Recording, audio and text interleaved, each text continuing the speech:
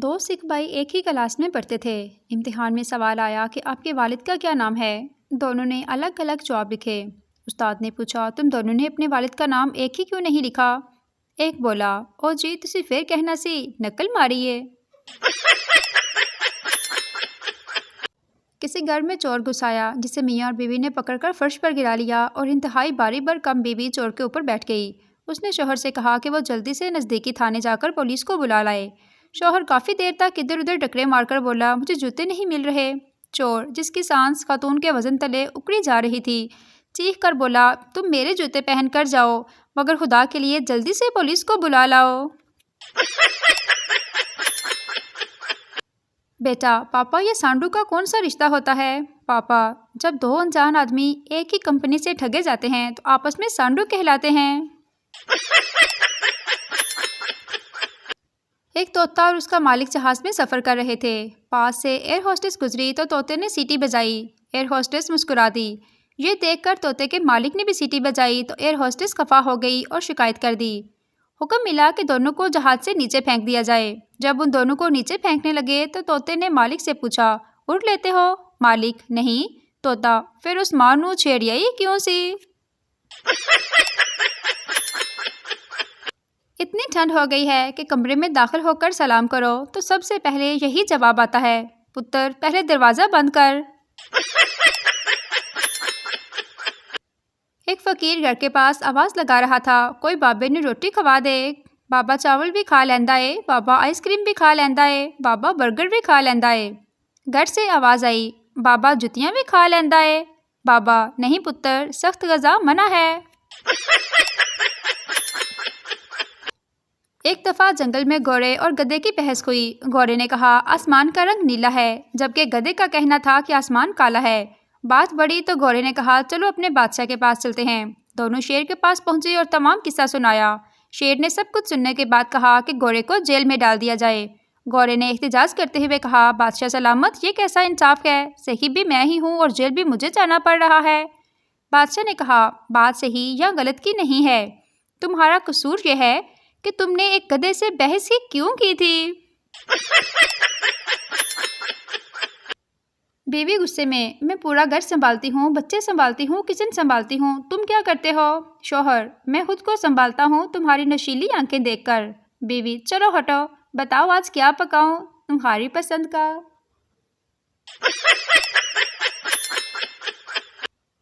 जब मेकअप सस्ता था तो दुल्हनें भी धारे मार मार कर रोती थी।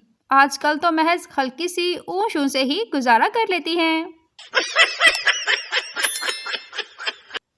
बीवी रात को देर से घर आई और चुपचाप बेडरूम का दरवाज़ा खोला तो देखा कि कंबल में 2 की बजाय 4 टांगें नजर आ रही हैं। उसने क्रिकेट का बैट उठाया और ज़ोर ज़ोर से मारना शुरू कर दिया। जब मार मार कर थक चुकी तो पानी पीने के लिए किचन में गई तो देखा उसका शौहर बैठा वहाँ मैगजीन पढ़ रहा है। शौहर बोला, तुम्हारे अम्मी अब्बू आए थे, मैंने उनको बेडरूम में सुला दिया है, जाकर मिल लेना, बहुत याद कर रहे थे तुम्हें। नतीजा, और करो शक तो और वेखो ड्रामे स्टार प्लस थे। लोग शादी इसलिए करते हैं ताकि वो एक खुशगवार ज़िंदगी गुजार सकें, और जो नहीं करते वो भी इसीलिए नहीं करते। एक सरदार ने गली के कोने पर कूड़ा फेंक दिया। थोड़ी देर बाद घूम फिरकर गली में आया तो मोहल्ले वाले आपस में लड़ रहे थे कि कूड़ा किसने फेंका। एक शख्स ने गुस्से से कहा, फेंका होगा किसी कुत्ते के बच्चे ने। सरदार साइड पर जाकर बहुत ज़ोर से हंसा और बोला, कूड़ा मैंने फेंका और नाम कुत्ते के बच्चे का लग गया। पेट्रोल महंगा हो जाने की वजह से यूनिवर्सिटी की बस तब्दील हो गई। दुकानदार, अगर तुम मेहनत और होशियारी से काम करोगे तो ज़रूर तरक्की करोगे। मुझे देखो, मैं पहले इस दुकान का मुलाजिम था, अब इस दुकान का मालिक हूँ। मुलाजिम सर दाह भरते हुए, जनाब आपके साबका मालिक जैसे बोले वाले लोग आजकल कहाँ मिलते हैं। डॉक्टर, आपका शौहर ठीक हो सकता है अगर आप उनका ख्याल रखें, लड़ाई ना करें और उनकी खिदमत करें। शौहर, क्या कहा डॉक्टर ने? बेगम, तुम लाइलाज को। बीवी प्यार से, मियाँ जी ज़रा मेरी बात सुनिए। शौहर अपनी डायरी खोलने लगा। बीवी, क्या देख रहे हो? शौहर, देख रहा हूँ जब आखिरी बार तुमने ऐसे बुलाया था तो कितना खर्चा हुआ था। पप्पू, अम्मी, मैंने नए तौलिए से मुंह साफ किया है, चेहरे पे चिकनाहट सी महसूस हो रही है। अम्मी, दूर फिटे मुँह तेरा, और तौलिया नहीं ओचरी साफ करा के रखी सी, मर्ज जानिया। शादी अपने से 4-5 साल बड़ी लड़की से करनी चाहिए ताकि वो डांटे तो बंदा ये सोच कर दिल को तसल्ली दे ले, है रे वड्डी है। एक बच्चा शादी में रुखसती के वक्त अपनी माँ से, अमीन दुल्हन तो बहुत रो रही है। माँ, बेटा दुल्हन गेट तक रोएगी और उसके बाद दूल्हा कब्र तक रोएगा। बीवी शौहर से, मेरी शादी तो पढ़ाई की वजह से लेट हुई, आपकी शादी क्यों लेट हुई। शौहर, मैं सदका बहुत दिया करता था। बीवी, सदका से शादी का क्या तल्लक। शौहर, सदका बहुत सी बलाएं टाल देता है, बस इस साल मसरूफियत की वजह से नहीं दिया गया तो हो गई मेरी शादी।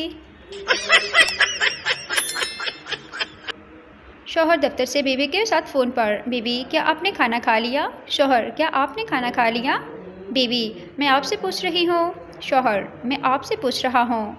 बीवी, आप मेरे अल्फाज दोहरा रहे हैं। शौहर, आप मेरे अल्फाज दोहरा रही हैं।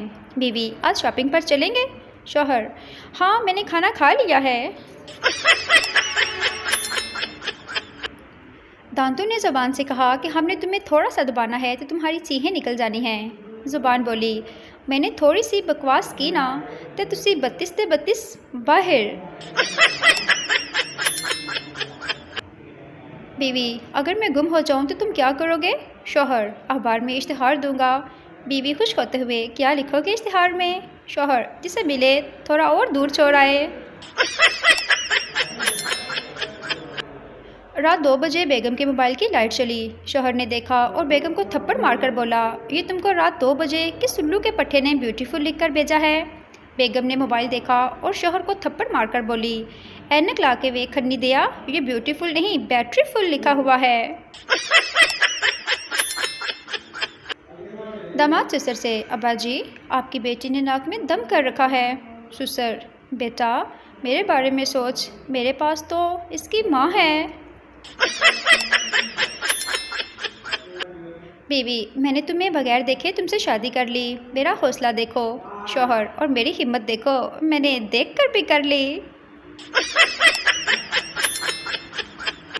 शक्की बीवी, बीवी का शक दूर करने के लिए शौहर ने दाढ़ी रख ली और 5 वक्त की नमाज पाबंदी से पढ़ने लगा। एक दिन बीवी फ़ोन पर सहेली को बता रही थी, कमीना अब हूरों के चक्कर में है। बीवी ने शौहर का मोबाइल देखा, फ़ोन बुक में लड़कियों के नाम यूँ महफूज थे, पड़ोसन की बच्ची, नई बच्ची, पुरानी बच्ची, सामने वाली बच्ची। बीवी को तजस्सुस हुआ कि मेरा नाम उन्होंने किस नाम से महफूज किया है। बीवी ने अपना नंबर डायल किया तो स्क्रीन पर लिखा हुआ था, पागल की बच्ची।